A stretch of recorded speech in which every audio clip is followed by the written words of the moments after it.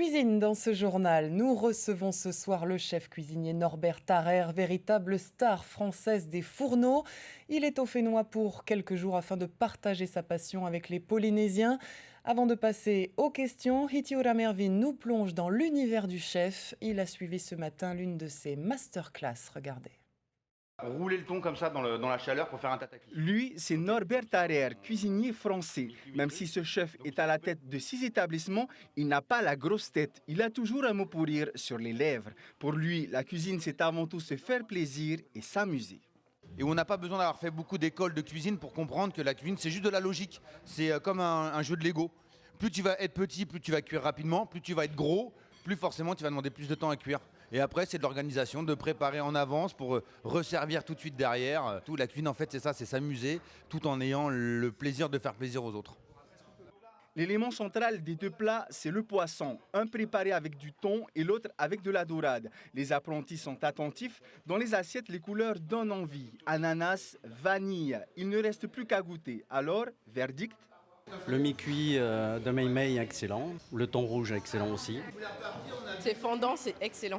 La cuisson du Mei Mei comme ça, c'est top. Une explosion en bouche parce que c'est vrai qu'on n'a pas l'habitude de manger l'artichaut. Ça m'a permis justement de mélanger les saveurs qui s'avèrent qui sont excellents. En plus, c'est saveurs locales d'ici. Et franchement, c'est super bon.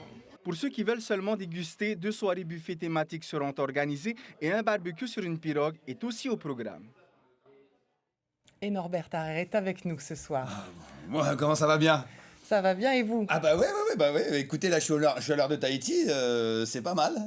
Là, c'est après 21h40 d'avion, c'est bien. Bienvenue en Polynésie. Merci beaucoup. Comment est-ce que vous vous sentez ici? Ah bah moi, où il y a de la cuisine, je me sens chez moi.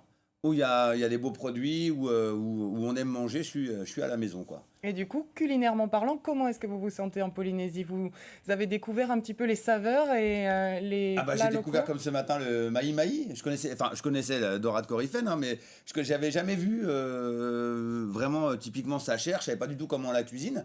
Alors je fais appel un peu à mon expérience et je l'ai cuisiné un peu comme du thon. Et à la surprise des élèves ce matin, je l'ai cuit au four. Donc apparemment, c'est plutôt un poisson qu'on va cuire à la poêle, qu'on va vraiment colorer. Et là, je l'ai juste passé au four à 180 degrés pendant 7 minutes. Et en fait, c'est une chaleur qui n'agresse pas, donc forcément, on a une chair qui est beaucoup plus moelleuse. D'ailleurs, ça me fait plaisir que les Polynésiens le voient comme ça, parce que c'est vrai que des fois, on touche à des produits, c'est un peu traditionnel à Tahiti. Et c'est vrai que quand tu déroges un peu à la cuisson traditionnelle, on peut avoir des fois des chocs émotionnels. Mais c'est le but de la cuisine, j'imagine. Toujours. En fait, c'est susciter une réaction. C'est d'avoir une réaction, qu'elle soit bonne ou mauvaise, mais au moins, c'est avoir une réaction. Là, ce matin, on a fait une cuisine assez light. On a travaillé que sur du végétal. Donc, quand je dis végétal, c'est que des fruits et des légumes. On a fait un minestrone. Vous me demandiez tout à l'heure ce que c'est qu'un minestrone. Oui. Un minestrone, c'est un taillage très petit. Ça vient d'Italie. C'est un taillage très petit de betterave jaune. Là, je l'ai fait avec de la betterave jaune, de l'ananas, du citron vert, gingembre, vanille, une sauce qui vient de Chine qui s'appelle la sauce sriracha, qui est une sauce pimentée rouge qui te réveille, quoi. Là, si t'es endormi, je veux dire que tu manges ça, t'as des lèvres, elles sont magnifiques. Et après, on a mis un peu d'huile d'olive et voilà, on a laissé mariner et puis après, on a servi ça sur le mahi-mahi. Et du coup, c'est une cuisine donc là où vous avez mélangé un petit peu d'Europe avec un petit peu de Polynésie. Je sais Voilà. que c'est votre premier séjour ici. Est-ce que Ouais. vous êtes aussi en quête de découverte de nouvelles saveurs? Est-ce que, par exemple, on peut s'imaginer que dans l'un de vos restaurants, on sert bientôt du fafarou, du poulet fafa? C'est fafarou. Non, mais j'ai découvert le pota. Là, on m'a parlé du pota et donc je vais le travailler demain. C'est une sorte de grande blette comme ça ou une grande feuille d'épinard. J'ai hâte de le travailler. En fait, ce que j'aime surtout à Tahiti, c'est de découvrir toutes les richesses et la culture gastronomique. Et après, c'est de m'en servir et de la retranscrire en France quand je vais revenir. Et je vais pouvoir en parler avec mes chefs. Et par exemple, utiliser le lait de coco différemment parce que chaque culture gastronomique est différente. Et c'est vrai que nous, on a tendance en France à s'approprier des recettes qui viennent d'ailleurs et sans jamais avoir été dans le pays et l'avoir vécu. Donc là, ce qui est intéressant avec Tahiti, c'est qu'on va pouvoir visiter et retranscrire cette cuisine polynésienne en France. C'est le but. Formidable. L'autre but de votre venue, c'est aussi de transmettre. Alors, on l'a vu au travers des masterclass, mais vous allez aussi aller à la rencontre de nos élèves du lycée hôtelier, leur donner des conseils culinaires, j'imagine, mais aussi sur la façon dont on arrive à percer dans ce métier. Vous avez un parcours un peu atypique, mais on en parlait tout à l'heure hors antenne. Vous n'avez pas commencé avec un parcours classique, vous étiez plongeur.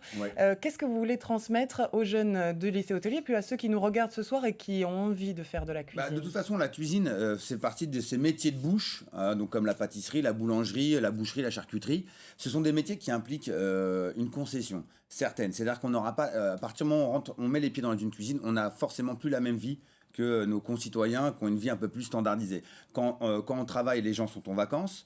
Quand ils sont en week-end, on travaille. Donc c'est une énorme concession. Mais elle devient, cette concession, elle se transforme en passion à partir du moment où on sait pourquoi on fait de la cuisine. La cuisine, c'est donner du plaisir aux gens. C'est grâce au plaisir qu'on prend nous-mêmes à constituer un plat, et c'est de le mettre sur table et de donner un plaisir, une émotion qui est sans foi ni loi. Aujourd'hui, quand on passe à table, ça doit être un moment festif. On vit tous des moments compliqués. Et je pense que le seul moment qu'on a aujourd'hui qui est offert à tous, c'est de pouvoir manger, et on est des faiseurs de plaisir. Tout comme à la télé, on est là pour donner du plaisir aux gens et donner du bonheur. Et c'est ce qui compte dans la cuisine. Et qu'on fasse de la pâtisserie, de la boulangerie ou de la cuisine, il faut juste voir que ce métier sera l'un des métiers les plus prometteurs dans le temps, parce qu'on aura tous besoin de manger et qu'on ne sera jamais remplacé par une machine, et que l'instinct et l'humeur et le côté artistique du cuisinier fait que ça sera toujours unique et ça sera jamais stérile. Donc c'est ça qui est formidable. Et je le vois même dans la cuisine polynésienne.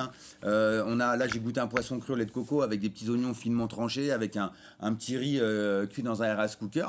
Ça paraît simple, mais quand c'est bien fait et c'est fait avec amour, ça devient tout de suite magique. Voilà. Et c'est surtout le cadre qu'on va donner, parce que quand on est à table, c'est aussi toute une mise en scène. J'oublie pas aussi les services en salle, où quand on a beau avoir le meilleur chef du monde, la meilleure assiette, si on est incapable de la faire vivre, cette table, on s'ennuie, quoi. Donc j'ai remarqué que en Polynésie, les serveuses et les serveurs sont hauts en couleur, et c'est toujours agréable. Et j'espère qu'ils vous entendent ce soir et qu'ils prennent ce compliment. Merci beaucoup d'être venu ce soir sur Je vais juste te dire plateau. un petit clin d'œil. Je remercie aussi l'agence qui m'a fait venir, c'est Red Soyou.